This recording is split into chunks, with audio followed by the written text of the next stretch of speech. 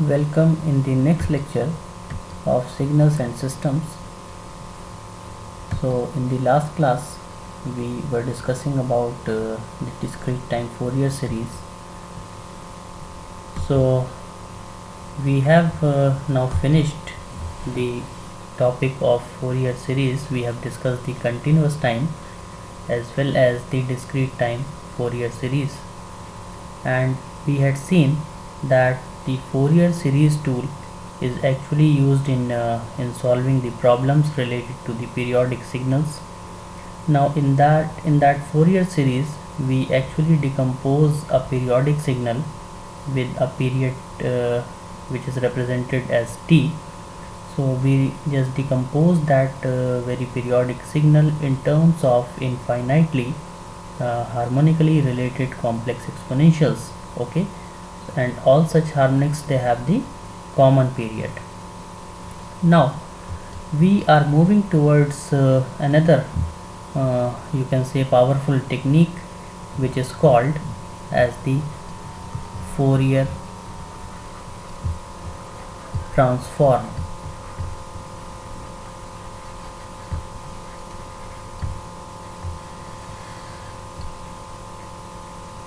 Now this Fourier transform can be used for describing both periodic and non-periodic signals for which no Fourier series exist.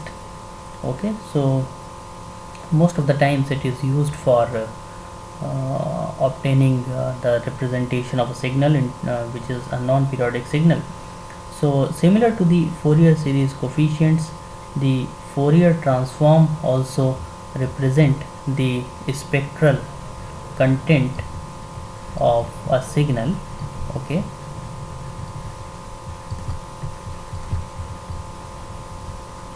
so that means that it also provides a frequency domain description of the signal. Okay, so similar to the Fourier series representation, this will also provide you a frequency domain description of the signals. Now to start the discussion of Fourier transform, we will just continue uh, in terms of the Fourier series. Like if you see that any aperiodic signal, it can be viewed as a periodic signal with an infinite period. Okay, if we say it more precisely, that in the Fourier series representation of a periodic signal, as the period increases, the fundamental frequency decreases, isn't it? So you already know that if the time period or if the fundamental period of any periodic signal is increased, so obviously the fundamental frequency will decrease. So the effect of this decrease in fundamental frequency will be such that the harmonically related components become closer in frequency. Okay, and let's suppose that as the period becomes infinite, then the frequency components, they form a continuum, and the Fourier series sum becomes an integral. Okay, so this actually resulting spectrum of the coefficients in this representation is called the Fourier transform. Okay, so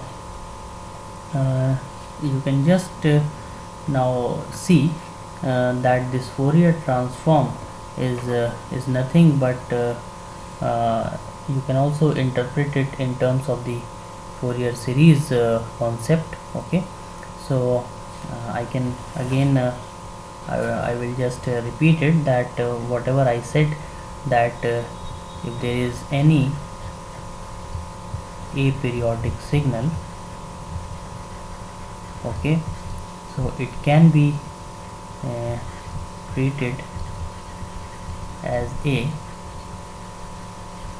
periodic signal with an infinite period. Okay, so why we are considering this assumption is that Now in the Fourier series representation of a periodic signal, if you increase the period, so that will, if you increase the fundamental period, what it will do is decrease in the fundamental frequency. Okay, and that will mean the harmonically related components, they become closer in frequency, and when they will become closer in frequency, then that will mean that the Fourier series sum will become an integral. Okay, and this is nothing but the Fourier transform of a signal. So now if I should just write the expression of the Fourier transform, then it is represented by x omega equals to minus infinity to infinity xt e raised to the power minus j omega t dt, and the inverse Fourier transform can be written as 1 upon 2 pi minus infinity to infinity x omega e raised to the power j omega t d omega. Okay, so this upper integral, this is called the Fourier transform, and this second integral is the inverse Fourier transform. Okay, so now these two equations, if you combine them, they can be referred to as a Fourier transform pair. Okay, so I have already mentioned that this x omega, this is called the Fourier transform equation. Okay, and this x omega actually it has the same role for aperiodic signals that that this xn plays for periodic signal. So if you just recall that we used to calculate xn when we were discussing about the Fourier series. Okay, so that was the Fourier series coefficient. Similarly here we will calculate the x omega. Okay, so x omega is nothing but, you can say, the spectrum of xt. Okay, and this is a continuous function which is defined for all the values of omega, whereas in terms of xn, if you recall that it is defined for only discrete frequency. Okay, so therefore an aperiodic signal has a continuous spectrum rather than a line spectrum. So that is a difference that if you recall that when we were actually calculated the line spectrum in problems related to the Fourier series, so those were the spectrum were for some discrete values, whereas the spectrum which will be there for this Fourier transform case, this will be a continuous spectrum.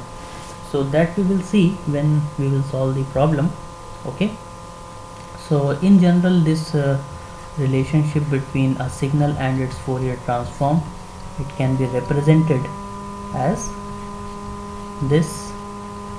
Okay, so similar kind of representation we use for Fourier series, where in place of this x omega there used to be this xn. So this actually relationship is for the Fourier transform pair. Now similar to the conditions that were discussed for the Fourier series to exist for any signal, there are also conditions for the convergence of Fourier transform, which are called again Dirichlet's condition.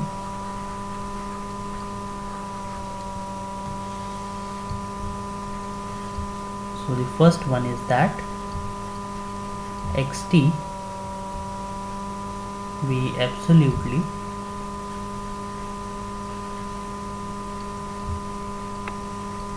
integrable. Okay, that is, under integral xt dt must be less than this infinite. Okay, so one consequence of this condition is that if this condition will be followed, then the Fourier transform or x omega, its magnitude will also be less than infinite. Okay, the second condition is that in any finite interval of time, xt should be of bounded variation.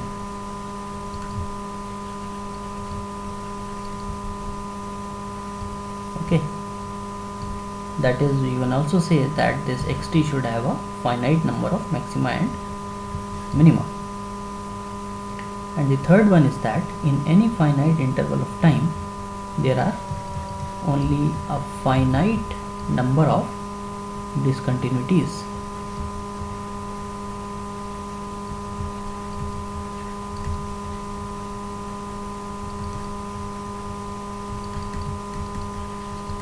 Okay, and these discontinuities should be finite.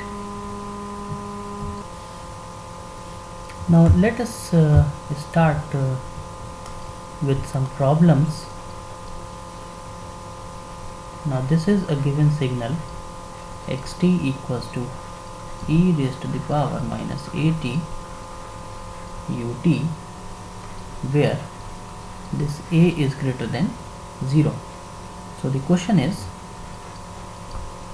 find the Fourier transform of this continuous time signal and plot the magnitude and phase spectrum. So the waveform is also given in this problem. So for this waveform, for this function, this will have this kind of waveform. Okay, so if this is xt, let's suppose this is 1, so this will be a decaying exponential e raised to the power minus at. So to start the solution, that is to find the Fourier transform, you write the expression of Fourier transform which was discussed in previous slide. So it is xt e raised to the power minus j omega t dt. So it is minus infinity to infinity. Xt is given as e raised to the power minus at ut e raised to the power minus j omega t dt. Now since there is a unit step function which is attached to it, so the limits will become 0 to infinity e raised to the power minus a plus j omega t dt. So if you solve this, you will get, we just have to now solve this integral, I'm sorry, so it will be a plus j omega t, and then you have to put the limit which is 0 to infinity. So it will come as 1 upon a plus j omega. Okay, so that means that for the given function which is e raised to the power minus at times ut, the Fourier transform is 1 upon a plus j omega. Okay, so this is the Fourier transform of the given signal which was asked in the problem. Now one more thing which is asked here is to plot the magnitude and phase spectrum. So magnitude spectrum, as we had done in the previous cases also. Now here in case of Fourier transform, the magnitude spectrum is nothing but the plot of this x omega versus the omega. Okay, so this will be called as the magnitude spectrum, whereas the plot of this angle versus omega will be called as the phase spectrum. Okay, so in this particular problem, since you have to now first find the magnitude of this x omega, so the magnitude will be 1 upon under root a square plus omega square. Okay, so if you try to plot now this magnitude as a function of this omega, so you will get a waveform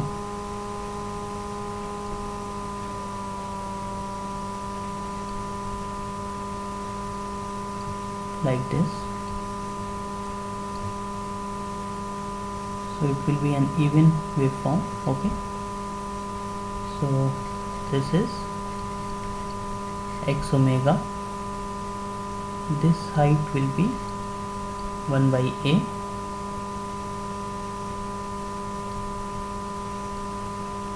and let's suppose that at minus a and a the heights will be same, that is 1 upon a root 2. So you can find these values just by putting different values of omega here. Okay, so because this horizontal axis is in terms of omega. Okay, so at omega equals to a and at omega equals to minus a, you can just put here and find the required value. Similarly, for plotting the phase spectrum, the angle x omega, which is minus tan inverse of omega by a, so again you can just obtain by substituting different values of omega.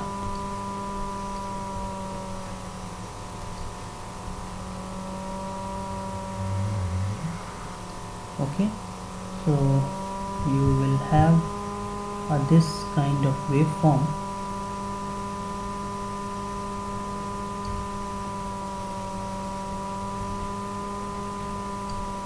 Okay, so something like this. This is angle x omega, this is omega,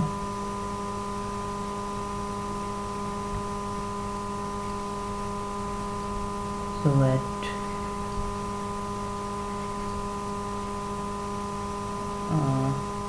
this will be let me just see that this will be minus a, and this point will be minus pi by 4, and this point will be pi by 4. Okay, so similarly just by putting here the different values of omega, you can try to plot this phase spectrum. So this will be the phase spectrum of this signal, whereas this was the magnitude spectrum.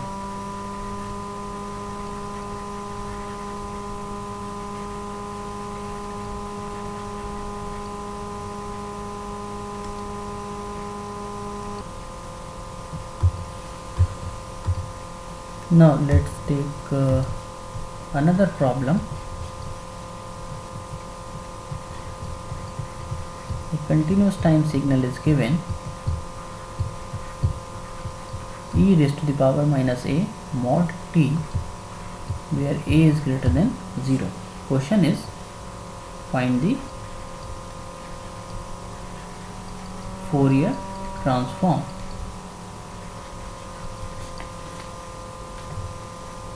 Now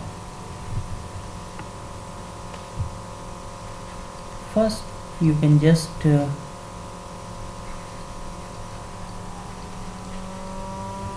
represent this signal into its different parts.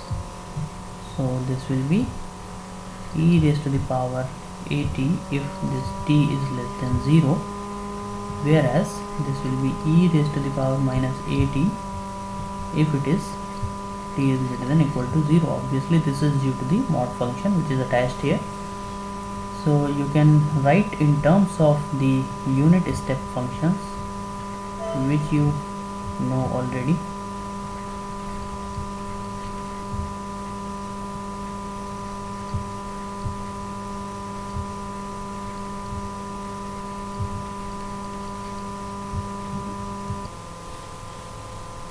Now after writing it,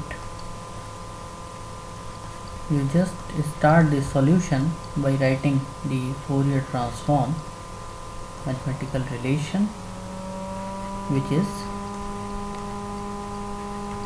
integral minus infinity to infinity xt e raised to the power minus j omega t dt.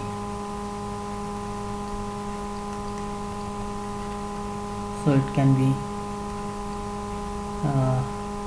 written into two different parts.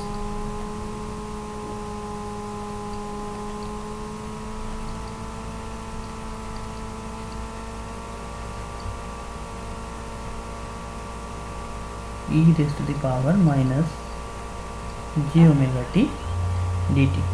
Okay, so we can break it into two different integrals, that is e raised to the power at u of minus t e raised to the power minus j omega t dt plus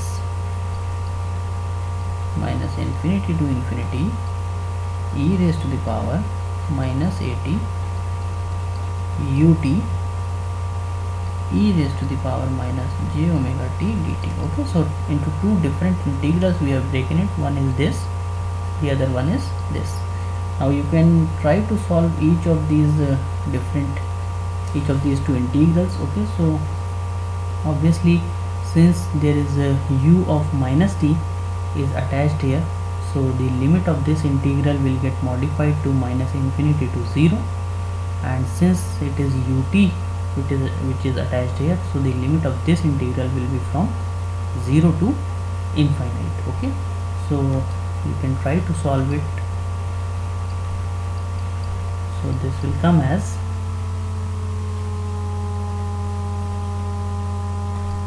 one upon a minus j omega plus 1 upon a plus j omega. So it will be 2a upon a square plus omega square.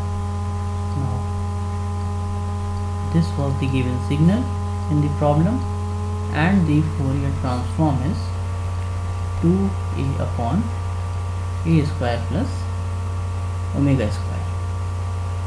Okay, so again you can try to draw its spectrum.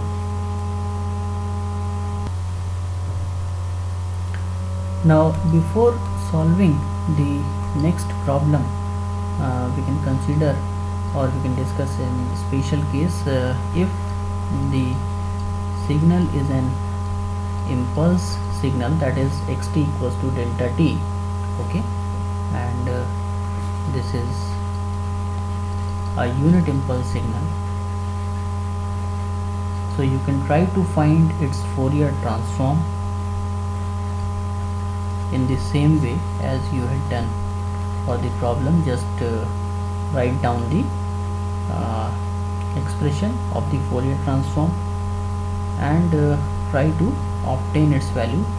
So it will come as 1. Okay, so the Fourier transform of the impulse signal is 1. Okay,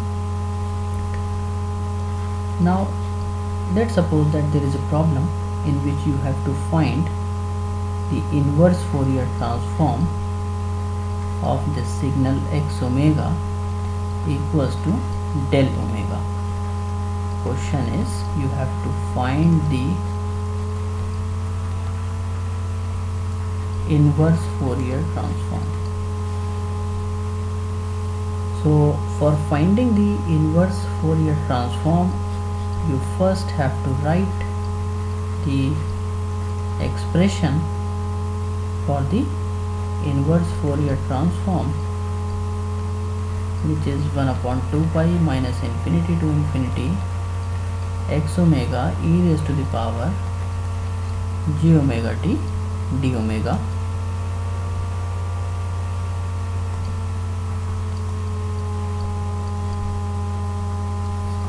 One upon 2 pi minus infinity to infinity, and since x omega is given as this del omega, so you just put that value here. Okay, now you know that from the sampling property of this impulse signal, this is nothing but it is defined as at omega equals to 0, so it will be 1 upon 2 pi, isn't it? So that means that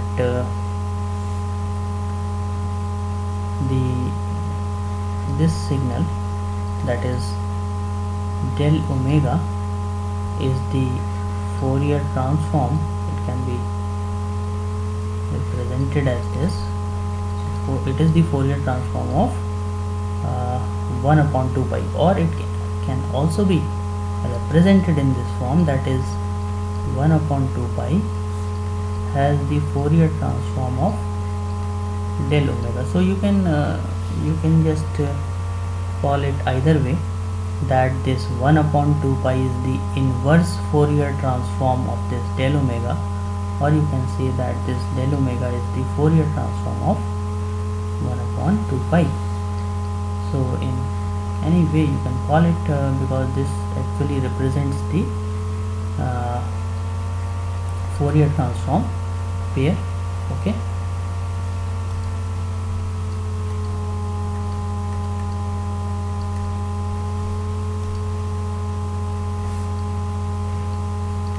okay.